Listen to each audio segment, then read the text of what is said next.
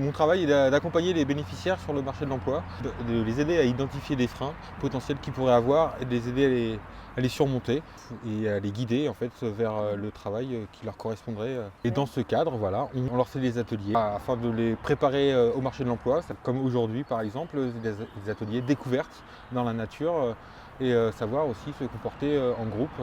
Savoir se présenter, savoir adapter sa tenue en fonction des conditions. C'est créé dans le but de faire découvrir justement le monde forestier qui est un monde local et à portée de tous aux bénéficiaires.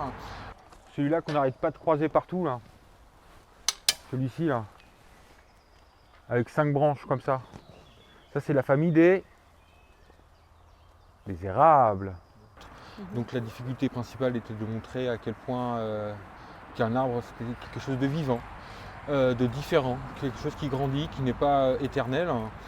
On a pu voir dans cette forêt justement différents aspects de culture, différents modes d'exploitation qu'on pouvait avoir lieu dedans et bien entendu de la reconnaissance forestière.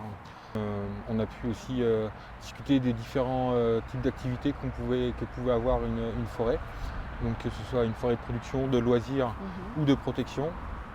On a pu voir également tous les acteurs qui pouvaient intervenir dedans, hein, que ça va du sylviculteur au bûcheron jusqu'au technicien forestier ainsi que le gestionnaire.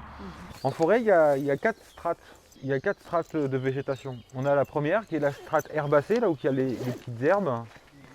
On a la strate arbuste. On a pu aussi survoler les grandes lignes sur le code forestier, parce que la forêt a des règles, une réglementation stricte à respecter.